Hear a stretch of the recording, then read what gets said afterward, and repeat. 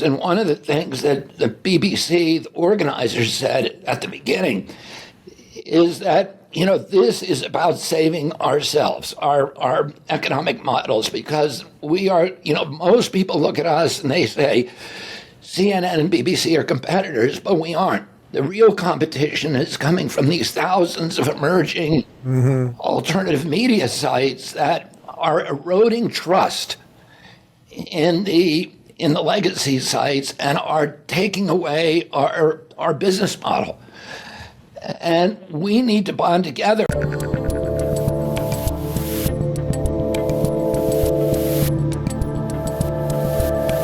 I'm Dave Rubin, and joining me today is an environmental lawyer, author, and candidate for President of the United States, Robert F. Kennedy Jr. Finally, welcome to the Rubin Report. Dave, thanks for having me.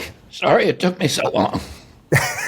No, I'm glad to have you. And with all the media stuff you've been going through over the last couple of weeks, you've given us plenty to talk about. First off, though, you usually do these interviews sitting in your library. Am I getting the special office interview, or what's going on here? I'm in a hotel room in New York City.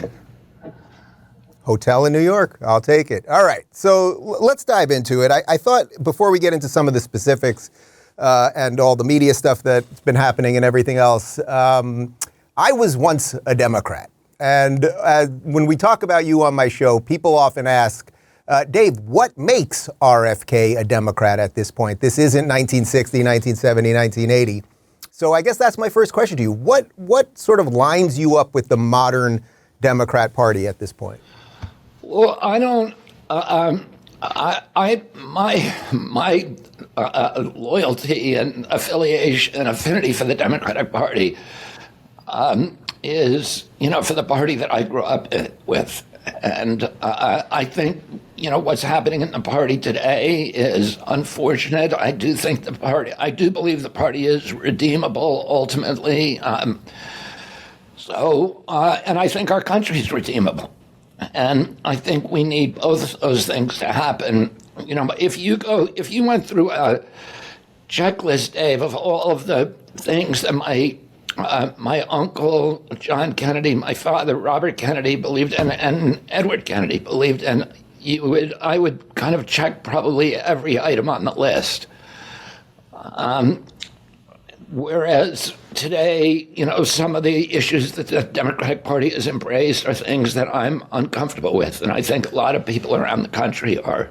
And a lot of the traditional base of the Democratic Party, which was working people's unions, American middle class, and now more and more minorities, blacks and Hispanics are moving away from the Democratic Party because they feel that they've been neglected and that the party is not representing their interests anymore or their values.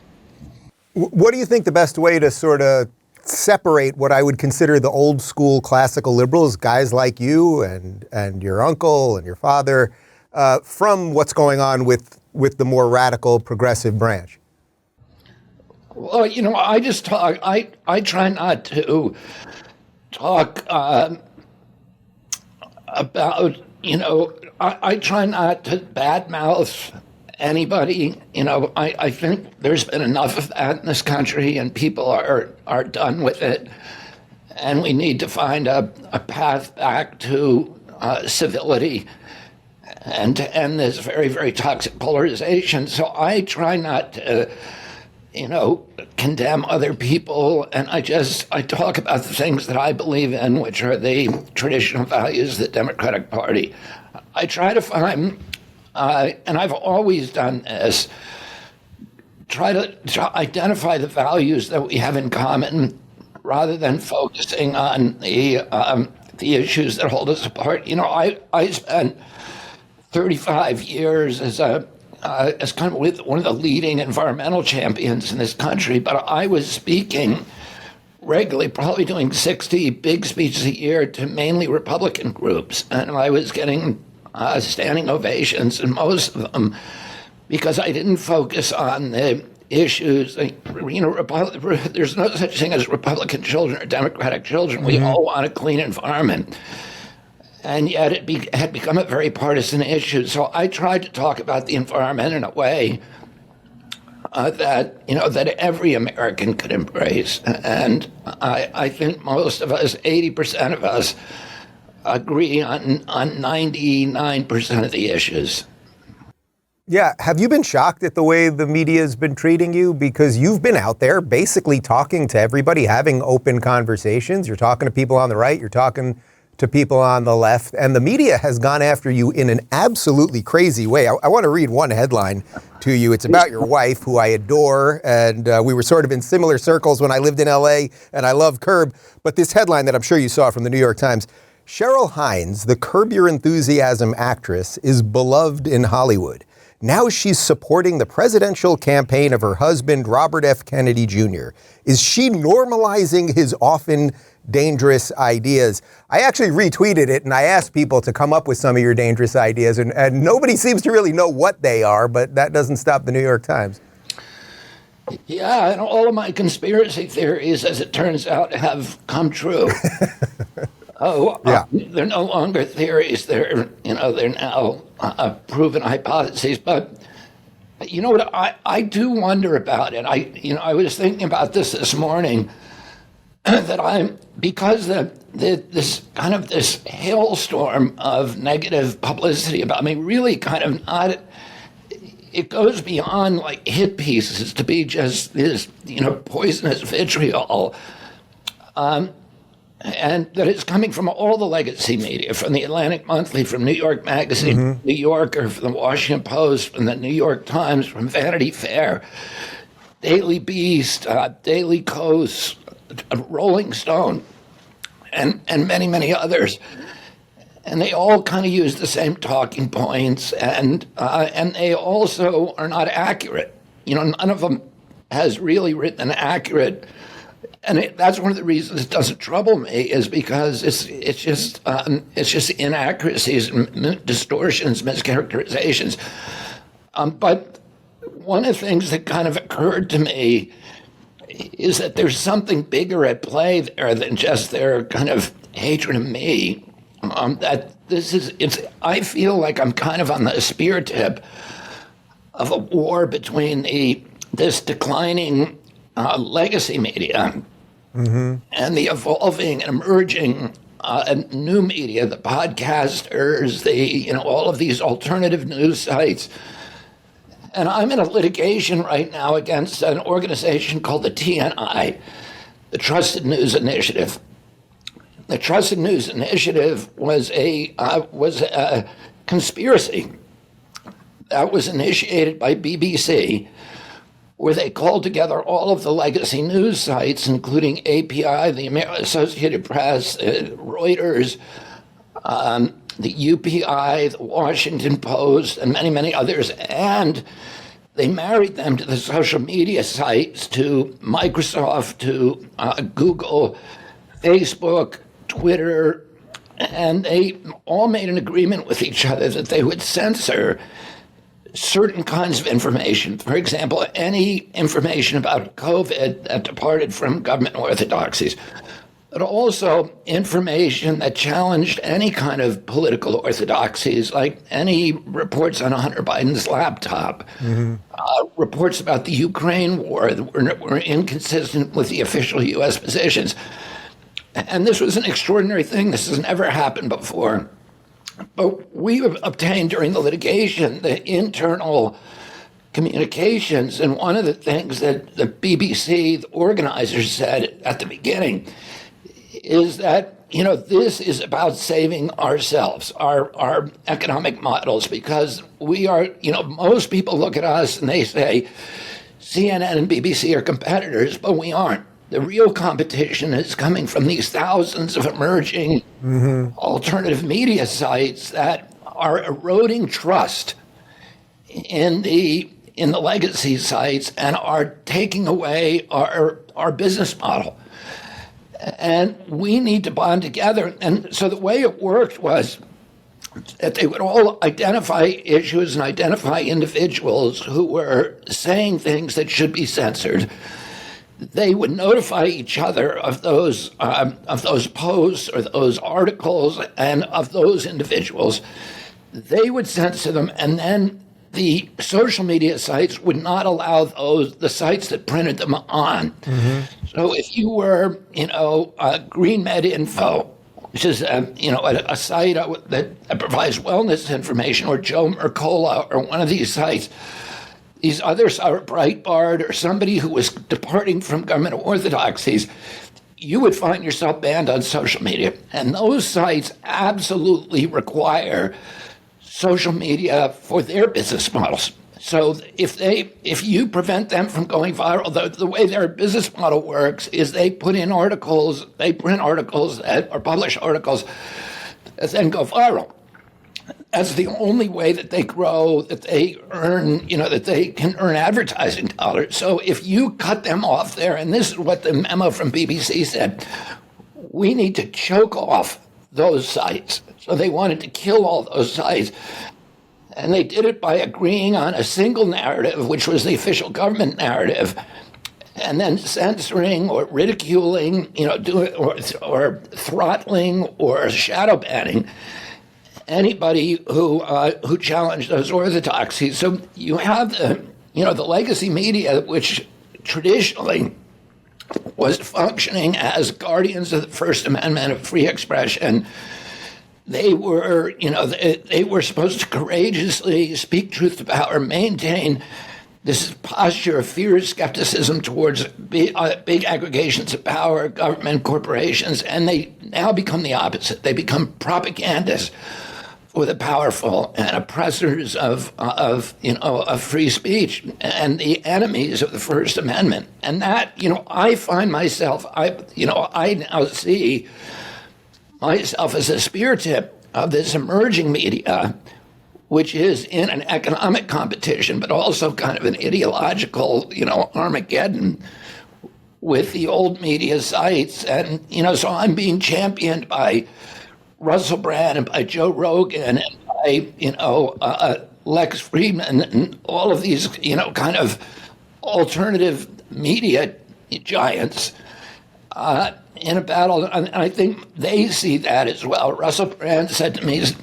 something about that the other day that set me thinking, about how they need to, those sites really need to understand where we all are in this, where they are in this world of, of disruption of the old business model. Right, and it's really bizarre because even now when they've been so frequently exposed for the censorship, your interview with my friend Jordan Peterson from about 2 weeks ago was taken down on YouTube, and then they put it up on Rumble, and now you're on Rumble, and they're not censoring anybody. But what do you think about, so what would you do? So if you were president of the United States, what would you do in terms of big tech? Is it breaking them up? Is it regulating them? How do you connect that to what you just described with the legacy media that's offering, that's usually pushing the pressure on big tech to do these things? And then, of course, the connections we now know with the CIA and FBI and everything else.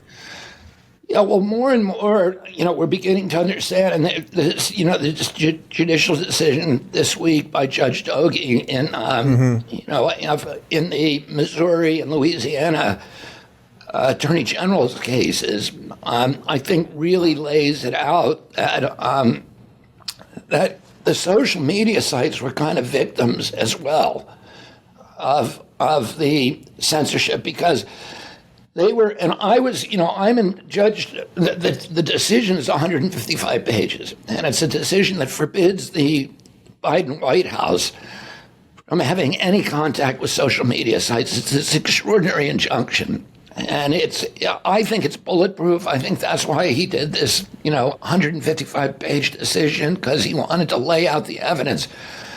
And he talks about the history, about how the Biden administration initiated the censorship push, blitzkrieg, and I was the first one that they ordered censored. The Biden administration came into office on January 21st, 2021. On January 23rd, they contacted Facebook. The White House contacted Facebook and asked them to start to remove me. And then 3 weeks later, there was a battle. The people in the White House were threatening Facebook with withdrawal of their Section 230 immunity, which is an existential threat to them. Section 230, of course, is the liability shield, so that, if you defamed, Donald Trump on Facebook and said something that was untrue, that you knew to be untrue, that was scurrilous and very damaging, he can sue you, but he can't sue Facebook. Facebook is supposed to be a neutral platform, and it cannot be sued, and that's called Section 230. Mark Zuckerberg said, if we lose that, it's existential. We cease to exist. And so, right, they would actually have to censor more in that case because they would have more liability, so they'd be basically censoring everybody. Well, yeah, I mean, they would need to read they would have to have lawyers read every single post and assess it for defamation. There would be no way to do it. It would just collapse.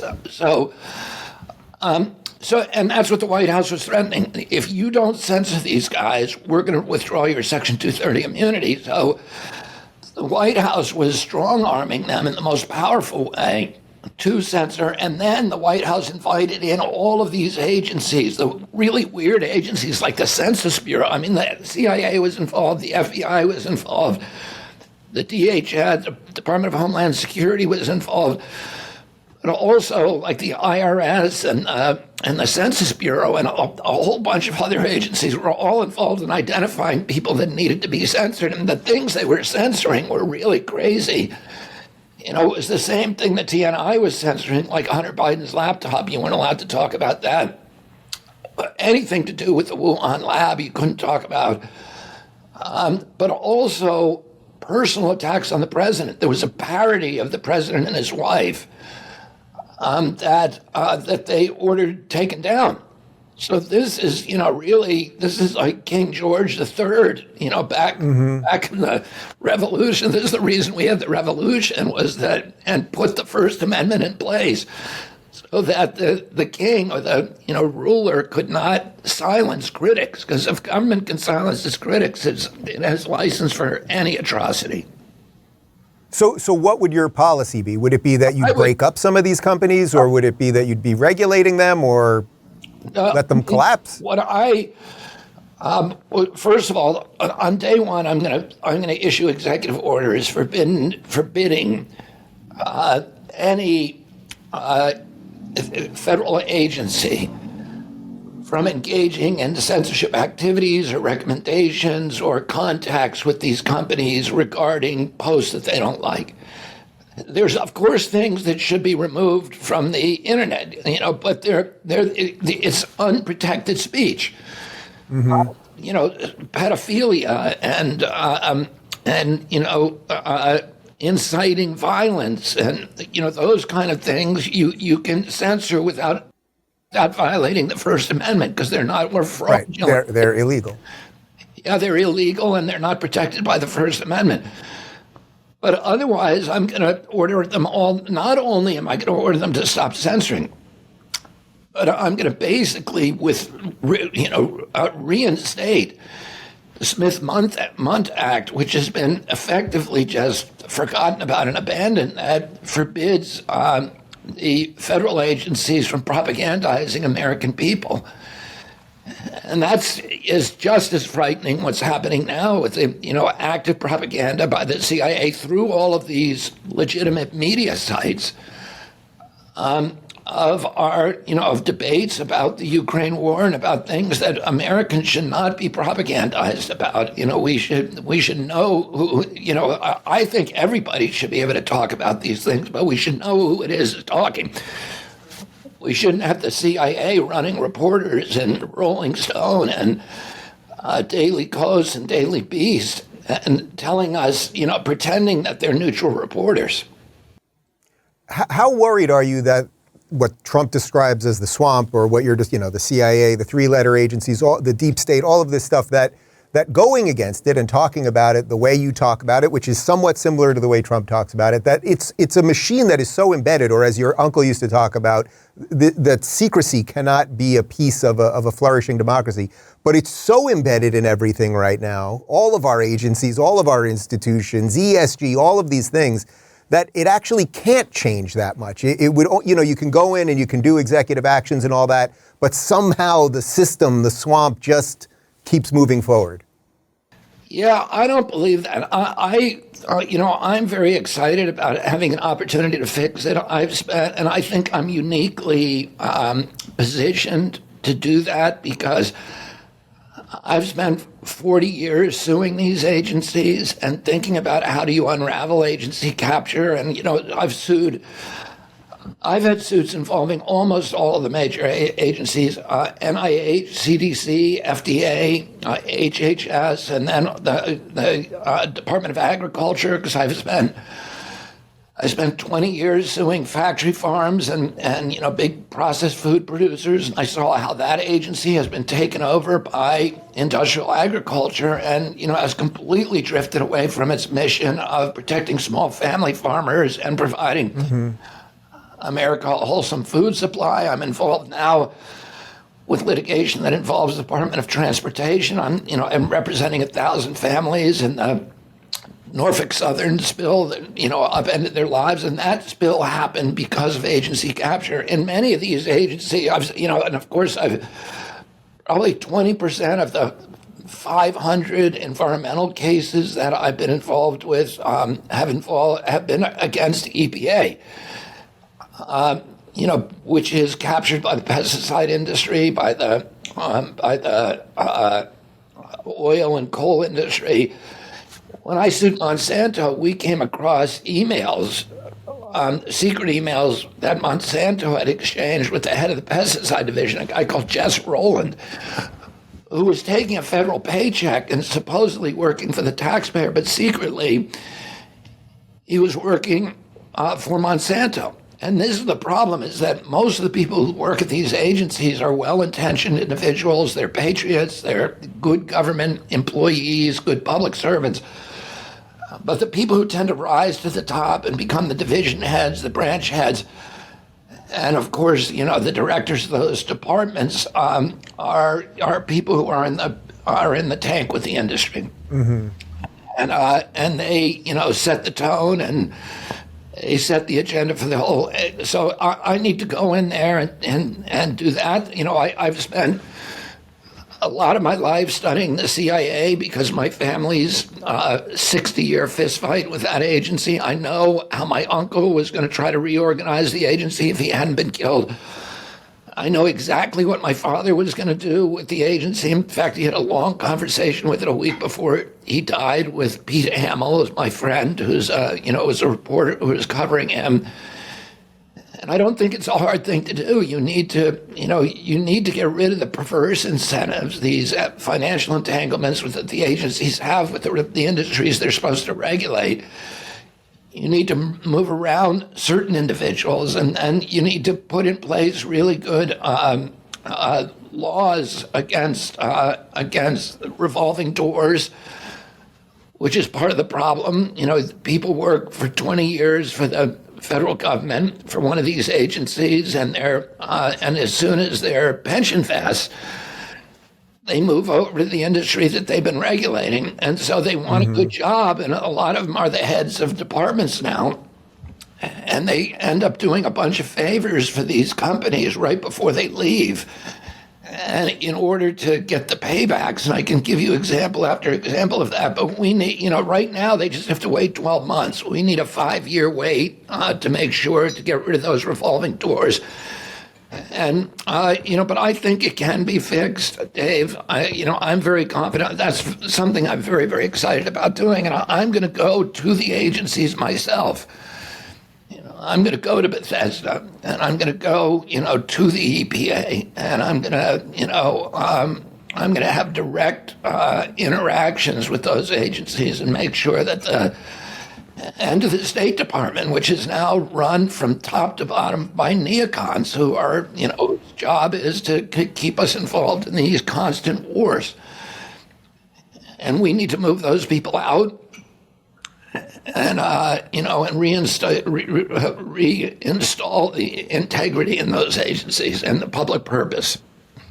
So I sense you see a bit of a connection between, say, some of the coverage that you get in places like the New York Times and your criticism of the agencies and things like that. Like, you see this as sort of one insidious web, which I think is deeply also connected to the Democrat Party these days. I mean, the fact that you're polling in some places over 20% right now, and they are making it very, very clear that they're not going to put you on a debate stage. I mean, a lot of Democrats, I think, are not happy about this. I know a lot of Republicans are not happy about it, and they're happy to talk to you.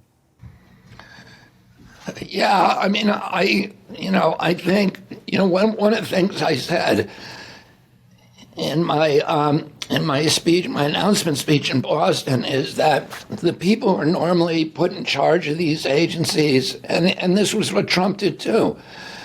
Trump came in and he promised to drain the swamp, and then, he named me as head of the Vaccine Safety Commission. And I started that function. I met with Fauci, I met with Collins, and was putting together that, project. And then when that news got out, Pfizer gave $1 million contribution to Trump, and Trump appointed to Pfizer's handpicked candidates, Alex Azar, to run HHS, and Scott Gottlieb, who was a partner of Pfizer, to run FDA. Yep. And, Gottlieb came in there, did an $88 billion gift of Operation Warp Speed for Pfizer, and then left to join Pfizer's board and collect his payoff. So, that is the swamp. And people come in wanting to change it, but they get intimidated by these big agencies, and they get frightened because, the agency can hurt you. If you go after that agency, there's a lot of top-level officials in there who can commit all kinds of civil disobediences that will embarrass the president. And so what they do is they appoint somebody who's safe. They look at the agency, they say, I'd like to change that, but I got other agendas. So they leave the whole, instrument of corruption intact, and they appoint somebody who's safe. And that person, Ralph Reed once said to me, the guys who get those jobs are the guys who get the joke. Right. What I said in my announcement speech is, I get the joke, but I don't think it's funny.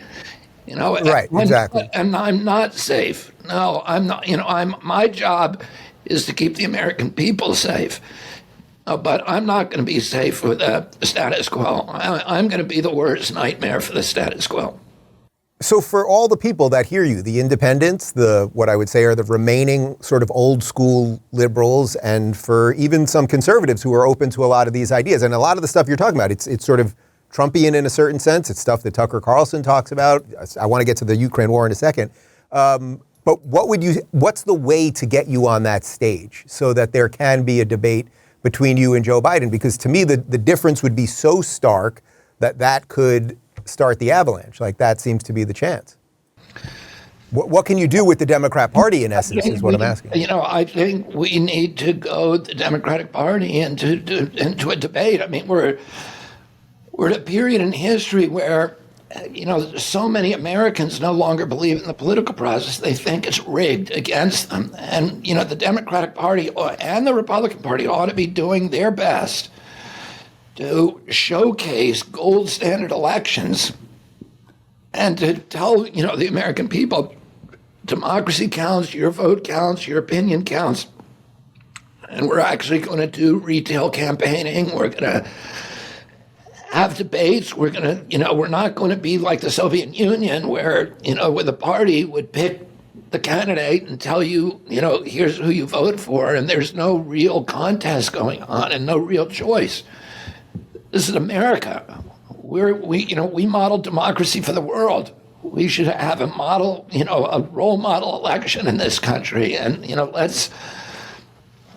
need to tell Joe Biden, to embrace the ideals that he stood for his whole career and not end his career by, tarring our country with a rigged election.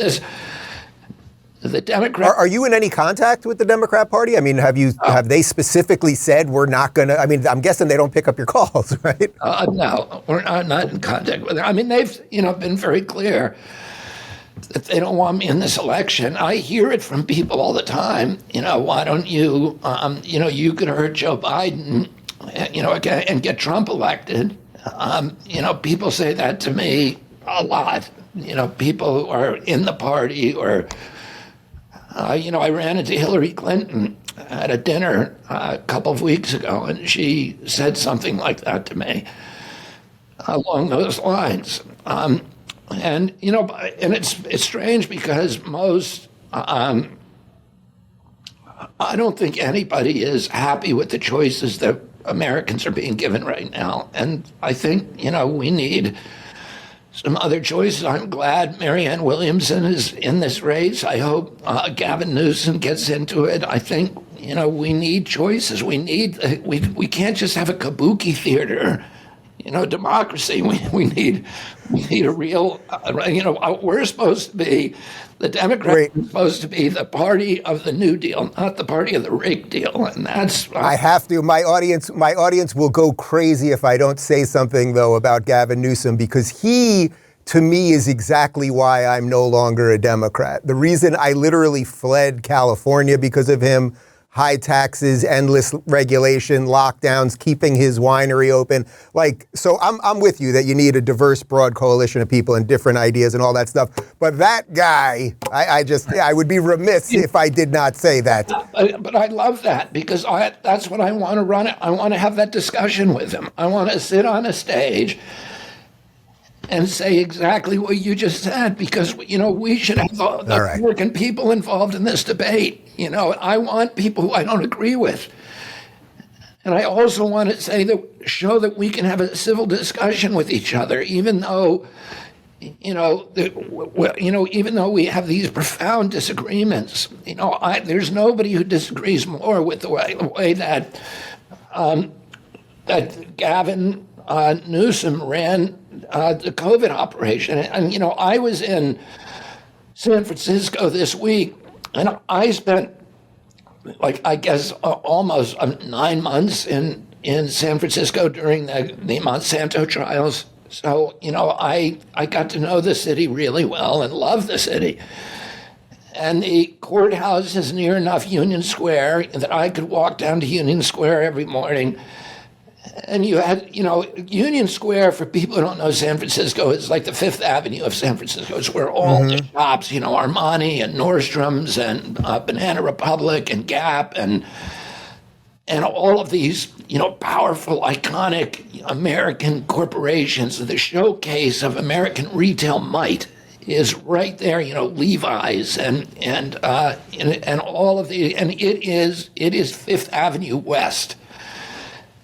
And I went down there 3 weeks ago, and every one of those shops is closed, every one of them. And these are huge buildings and giant malls and retail, and they're just closed. They're boarded up because they let them languish during these lockdowns that just destroyed the city. There's a 30 or 35% vacancy rate. And there's no way that I don't even understand any conception of how they can bring that city back. You need somebody, you need some very, very powerful, dynamic character who can come in and convince these retailers that that the policies are going to change and that they can take a risk on California, on San Francisco again. And that's all Gavin Newsom. And I want to talk to him about that. I want to talk on a stage, about what do you think that's good for America? Are you happy? What do you make of the people that now are refusing to talk to you? Because look, I'm with you. I would love for you to have that conversation with Newsom. I think he destroyed San Francisco as mayor, as you're pointing out, and then he destroyed the state, in essence, California as governor. But, it's not just him. Jake Tapper went on CNN, about 10 days ago, and said he would not have you on the show because of your dangerous misinformation. There was obviously this famous thing with Dr. Peter Hotez on, telling Rogan that he'll no longer do the show, and he won't debate you By the way, I then had Brett Weinstein and Jay Bhattacharya offer to debate Hotez. He won't debate them either. But this notion that you're out there saying, hey, I'll talk to you guys, and now they've framed you as, oh, he's untouchable, as if something you've said is so crazy. Yeah, I mean, if you can't debate it, it's not science. Let's the science is rooted in reason and logic, and scientists are supposed to be able to subject themselves to the furnace of debate, and allow their ideas to triumph in the mud, to become annealed in debate, and then to triumph and rise in the marketplace of ideas. And if you can't do that, I mean, they say, well, because I'm a fraud and a quack and a charlatan and all the other, things that they say about me, that, you can't debate somebody like that. Well, that's a bunch of, first of all, I've won hundreds and hundreds of cases by arguing in front of juries. And, with people who, if I was making these kind of, absurd claims, that, if I was the kind of person that was making those kind of claims that were baseless, that the other attorneys in those cases would chew me up and spit me out and humiliate me in front of the jury, because that's what we are trained to do. And so, Hotez told the truth one time with Rogan. 2 or 3 years ago, Rogan said, why don't you debate Bobby Kennedy? And he said, well, he's a cunning lawyer, and, I'm not trained with debate. Well, every scientist you look at what Darwin did and what, and even like Archimedes and, all of the Galileo and all these, they had to defend their ideas. I mean, there are forums set up all over the world where scientists get together and debate each other. And those debates are vicious, and they're for them very, very high stakes debate. And they use every trick, but that's part of being a scientist. Is you take your ideas and you give them, and the way that. What I would do with Hotez is I really have a lot of domain knowledge about vaccine studies. I've written books about them. I've assembled them. And so I would, my way of debating would be asking him, showing him the studies and saying, how can you explain this? If what you're saying is true, show me your study. By the way, I've had private debates with Hotez. So I've probably spent, 10 or 20 hours with him because a few years ago, somebody asked me, somebody with whom I was very close, told me they were going to come out publicly against me with vaccination, and this person is very wired in at NIH. And I said, before you do that, put me in a room with a guy who knows more about vaccines than anybody in the world, and you listen to me debate them, and then make up your mind about whether or not you want to go public against me. And so he called Francis Collins and Tony Fauci, and they didn't want to do it, but they said the guy to do it is Peter Hotez. So he is their champion. He's their Goliath. And so Hotez did a series of phone calls with me and this other individual. And let me just say this, the individual did not come out publicly against me after listening to those debates. But we then had a lot of email exchanges where I would say, show me the study that shows that vaccines don't cause, that any of the vaccines given the first 6 months of life don't cause autism. He ended up sending me 11 studies about the MMR vaccine, which does not fit in that category. And the Institute of Medicine, the National Academy of Sciences, those studies don't exist. I showed him those papers. So, I don't think his fear is that I would say something that was sort of crazy and detached from reality. I think his fear is that I would expose reality. Right. I mean, that's the point. Like, it's not like you're some random kook on the street. It's like if you were saying crazy things, he should be able to debunk them. Let's hit a couple other topics. The affirmative action decision came out a week or so ago from the Supreme Court. And, I've been on board so much of what you're saying, even though, as I said, I don't consider myself a Democrat. I moved to Florida. It's the first time I've ever registered as a Republican since I've been here in Florida. But I saw your tweet thread about the affirmative action decision. And basically, you were against the decision. And I was hoping maybe you could just walk us through the philosophy there. Yeah, and I understand why people, differ about that with me, and a lot of the people who have supported me on other issues would be disappointed by that. But, listen, I grew up in a state that was a Jim Crow state. So when I grew up in Virginia, it was illegal at that time for a black man to marry a white woman. Every aspect of life was governed by considerations of race. You were identified by black on your birth certificate. You were raised in a black neighborhood. You attended black segregated schools. Transportation, public parks, everything, every aspect. You were identified by race on your death certificate and buried in a black cemetery. I had a guy. There was a guy who worked for my family. And from when I was young, I was going hunting and trapping hawks down in the southern part of Virginia. And he would carry me on those trips.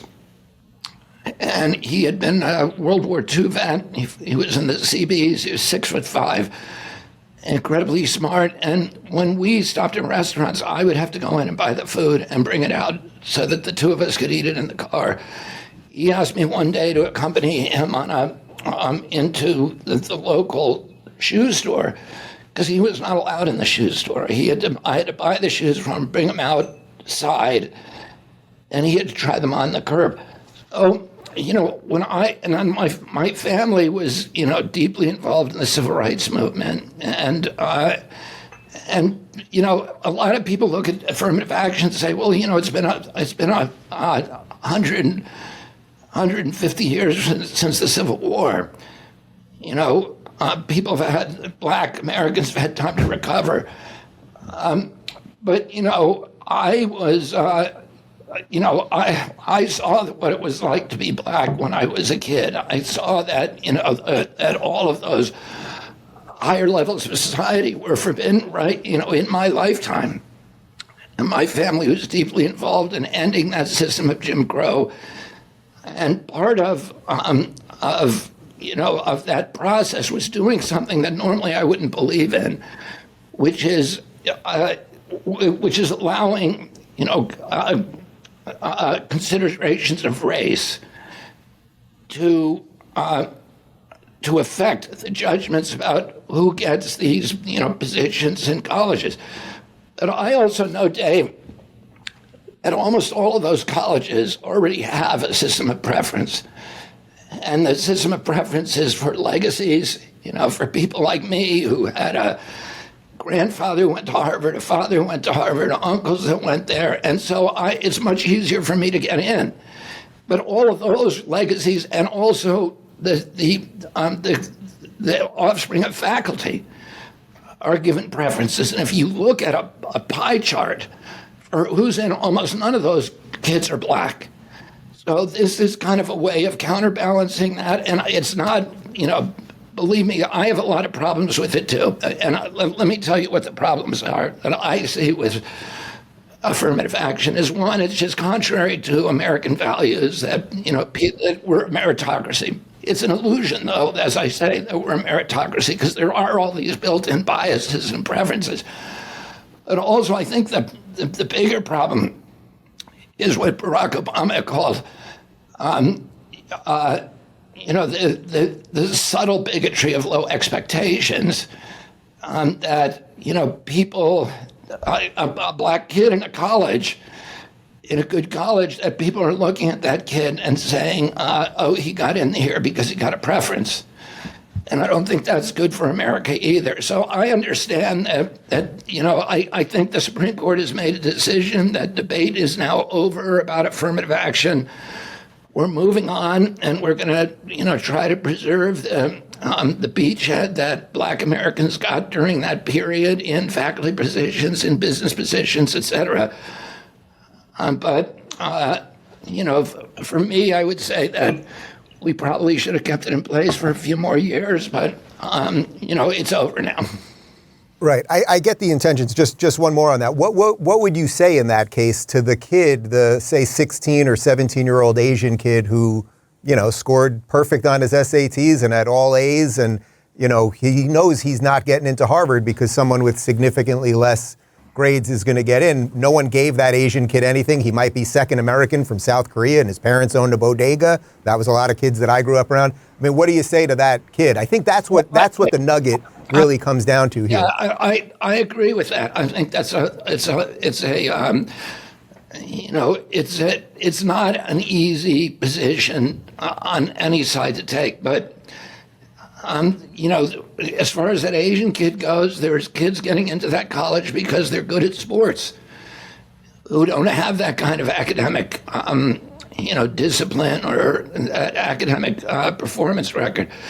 So there's all kinds of biases that get certain people in, it's not a straight meritocracy. There's no college. There are very few colleges in this country. I'm not going to say no. That just look at your GPA and your test scores and say that the top 3,000 kids with the best test scores in the country are the kids that are going to get into this college. All the decisions are dripping with bias of one kind or another. So, and unfortunately, the bias, these studies show that the biases tend to reflect the racial composition of the admissions department.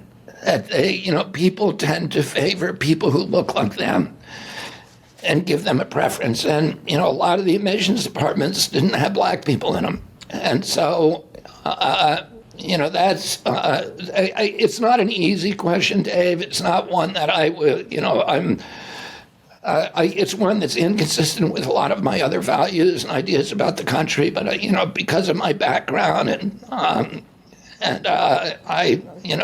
I land on that side. Yeah, I think that's as fair or as honest an answer as you can give. I happen to disagree, but that's just fine. That's the point of all of this. Yeah. Let's hit a couple other things. So Ukraine war, there seems to have been this odd flip amongst the parties. When I was growing up, again, as a Democrat in New York, and my family, we all considered ourselves JFK Democrats, Daniel Patrick Moynihan, Ed Koch, probably many of the people that you literally grew up around, but that you were your ideological heroes as well. The Democrats were sort of the anti-war party. That was at least the notion. And it was the Republicans and the neocons who then wanted to nation build and all of these things. We seem to have had a flip on that. Now, I get there are plenty of Republicans that are for this Ukraine war as well, but it does seem to be being driven more by the Democrat Party, at least because Biden is in office. What do we do? Well, first off, I guess, do you think that's a fair estimation? And then what do we do about this to get ourselves out of this before World War III comes? Yeah, and it's getting to a crazy point right now where we're now, the Biden administration a year ago said that when they were called upon to send cluster bombs to Israel, the Biden administration, Jen Psaki, said use of cluster bombs was a war crime.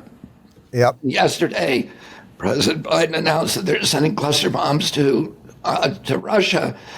And meanwhile, they're telling the American people that we're winning the war. Cluster bombs are a last resort weapon.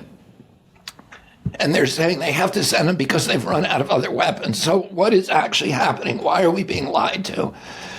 Clearly, we're being lied to. But now you have this split. And by the way, the driving force behind wars in this country have been a group of people called the neocons that are embedded in the State Department from the top to the bottom. That's absolutely pervasive in the State Department. And they were, a lot of them were driven out because after the Iraq War, they published their manifesto in the late 1990s. It was called the Project for a New American Century, and this outlined their plans for the world. And what they said is that America had won the Cold War, and as the victor, it was be our privilege to run the world for at least a century. It would be the American century, project for a new American century. And that we should accomplish this feat through the use of our superior military power and through violence. And it outlined 8 countries that needed to be overthrown, including Iraq. And then shortly after that, publication of that, the neocons in the White House who surrounded President George W. Bush, defrauded us into the Iraq war by saying there were weapons of mass destruction and suggesting, falsely that Saddam had something to do with the 9/11 attack. Now, that war cost us in the end about $8 trillion. We left Iraq worse than we found it. We killed more Iraqis than Saddam Hussein. The country is now an incoherent, battle between Shia and Sunni death squads. We pushed Iraq into a proxy posture with Iran, which is, exactly the foreign policy outcome that we were trying to avoid for 40 years. We created ISIS. We drove 2 million refugees into Europe, which destabilized all the nations in Europe for, the next probably century. I mean, what's happening in France with the riots today is a direct result of our intervention in Iraq and Syria. Brexit, it was an outcome, but it was blowback from our intervention in Iraq and Syria. So we broke apart Europe, and all of those neocons were driven out of office, and we thought they were gone from government forever. They were pariahs, they were in shame, disgrace, but they reappeared first in the Obama administration, a few of them, and then now they run the Biden administration. Victoria Nuland, Tony Blinken, these are, key figures in fact, Victoria Nuland's husband, Robert Kagan, was the author of Project for a New American Century, that Peanut Act document that I referred to. And they're the ones who have, orchestrated this Ukraine war. Their vision was that they've always wanted to dismantle and balkanize Russia and run Russia. And be able to devour its natural resources, have U.S. companies in exploiting the oil, et cetera. So they believed that Russia was weak militarily and that Putin was weak. They were mistaken. And they said they felt like if we punished Russia with these draconian sanctions, the economy would implode, it would destabilize the country, they would overthrow Putin, and whoever replaced Putin, no matter if they were more nationalist, more violent, it wouldn't matter because Putin himself was the guy that was holding Russia together. And they had to get rid of him because then the whole Russian enterprise would fall apart. And they say in Brzezinski's book, et cetera, they say again and again and again, we got to draw Russia into a war like we did in Afghanistan and expose its military, and it's best to draw them to a war against NATO, because then we can deploy all of NATO forces against them. We can expose the weakness of the Russian army and the Russian state. It will there'll be an ousting of Putin, et cetera. This was their plan. So, Putin did not want to go into Ukraine. We now know that's clear. He wanted to sign the Minsk Accords. Even when Donbass and Lugansk voted to leave Ukraine, he said no. They voted 90-10 to leave. He said no. You stay part of Ukraine, but let's make a deal to keep to protect you from the violence by the government that the U.S. installed in Ukraine in 2014, and let's keep NATO out of the Ukraine, which was the existential threat that they were most frightened about. The U.S. kept saying we're going to put NATO into the Ukraine. We're going to violate all of our promises not to do that, and then we torpedoed the Minsk Accords. Mm-hmm. France agreed to it. Germany agreed to it. Russia had agreed to it. Zelensky ran in 2019 saying that anyone 70% of the vote, a comedian, wins with no political experience. It's like, Dave, if you ran for president promising peace, and because God help us all, that you got elected and then you change your mind, right? That's what happened. Something changed his mind. Clearly, he was threatened with murder by nationalists, ultra-nationalists within the Ukrainian government, and threatened with a cutoff by Victoria Nuland, the people, the neocons in the White House and the State Department. So then what we now know is that in April of 2022, they signed a peace agreement modeled on the Minsk Accords. Putin signed it and Zelensky signed it. And the Russians were acting in good faith by withdrawing all their forces from the Ukraine. What happens? The White House sends Boris Johnson over there to torpedo that agreement. So we wanted this war, and we wanted it for something that had nothing to do with the Ukraine. Well, now the neocons are getting cold feet, and there is division within the neocons. And Richard Haas, who's one of the oldest neocons, is now saying, Biden administration sending cluster bombs. They're going to try to let Ukraine into NATO. What's going to happen then? Right, then we're bound. Then what will really happen, Dave, is this. We then have to, then NATO is going to throw Russia out of the Ukraine, including Crimea. Russia will never leave. That it would be like us being defeated by Mexico. It's not going to happen. You remember what happened to Stalingrad, the sacrifice the Russians were willing to make during World War II. The Russians are unbeatable. They're killing Ukrainians right now at a 7-to-1 ratio. We've killed 350,000 Ukrainians completely unnecessarily. They're butchering. We've turned that country into an abattoir of death for the flower of Ukrainian youth. But now, if we let them into NATO, the defeat that they've now suffered, now all of NATO is going to go in there. But here's what really is going to happen. Many of the NATO countries are going to refuse. Greece will never go to war against Russia. Right, it'll be us, in essence.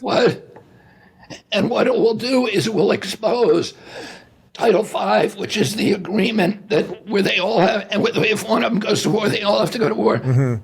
It will expose that as a paper tiger, and all of NATO then will fall apart. So the neocons in the White House are now divided because some of them, the smarter ones, are terrified that this will be the end of NATO. And so they're now saying, they're now telling President Biden, you can't let Ukraine into NATO, and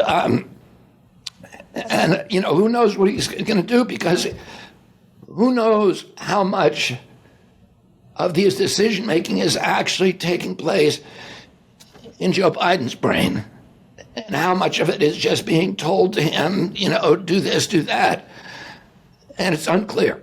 Because I would say it's probably very, very little in Joe Biden's brain. So let's just follow up on that, and then I just have one more for you, and then we're good. So what would you do? I mean, how? So now it's January 25. What are you doing on day one to make sure that this thing doesn't escalate? I'm going to negotiate a peace with Putin. It's our war. It's a proxy war between the U.S. and Russia, and I'll negotiate a peace. Of course, the Ukrainians will be part of that, but let's negotiate a peace. Putin's wanted to negotiate from the beginning. We haven't talked to the Russians for at least 6 months. Why aren't we talking to them every day? And by the way, these neocons like Richard Haas are secretly talking to the Russian leadership because they want to get out of there now. They understand that they made a huge, huge mistake. Right, Putin, by our own, we do polling over there. The U.S. firms do polling, and our government does polling. And those polls are showing an extraordinary popularity. Putin is now stronger than ever. He's got 90% popularity and approval ratings among the Russian people. So, they have not weakened him. They've strengthened him. And the Russian people are resolved, and they are not going to lose this war. I want to ask you just one other thing, because people have heard you talk about some of the reasons you like Trump and some of the reasons you dislike Trump, and obviously you've laid out here some of your frustrations with Biden and the Democrat Party. But the one other guy that seems to be in the mix here, I don't know that I've heard you talk about at all, actually, is DeSantis. He's a huge reason why I moved my family and 2 companies here to Florida, and I see what the results of governing right are. I see you guys sort of lined up on COVID. I see you kind of lined up on the agencies, certainly on the border. I saw the video you did at our, the wall in Mexico, just watching hundreds of people from, as you said, dozens of countries just walk right through. I'm wondering, do you see any touch points there, and what maybe are the chasms there that I'm not seeing? Well, I thought what he did during COVID was really, real leadership. He broke with the dominant theology, and he did exactly what a leader should do. Is he contacted the best scientists in the world. The scientists from Stanford, from Harvard, from Oxford. He flew them into Florida and had them sit down and say, what actually should we be doing? And, he asked the right questions, and I think, Florida ended up with a much better record than any of the other states, even though Florida has this population, the most vulnerable population, because it has a lot of seniors, a disproportionate number of seniors in Florida, and yet they still did a lot better than, particularly comparable states, high states like California, with many fewer seniors. And so I thought he did really well in that. I don't know. I feel like some of the stuff that he's done since then have kind of a mean side to it, and which I don't like. That it feels like bullying. But I don't know. I mean, I've met with him twice. And both of our meetings were very, very friendly, and I really, really like his wife, Casey. I think she's fantastic, and so I guess things to think about and more to be seen. Robert, I will leave you with this because I say it on the show whenever we play your clips, that if the Democrats will not put you on that debate stage, I don't know if it's too late, but I have a feeling that the Republicans would. So either way, I wish you a lot of luck, and I thank you for taking the time. Thanks, Dave. Thanks so much for having me. If you're looking for more honest and thoughtful conversations about politics instead of mindless drivel, check out our politics playlist. And if you want to watch full interviews on a variety of topics, watch our full episode playlist, all right over here. And to get notified of all future videos, be sure to subscribe and click the notification bell.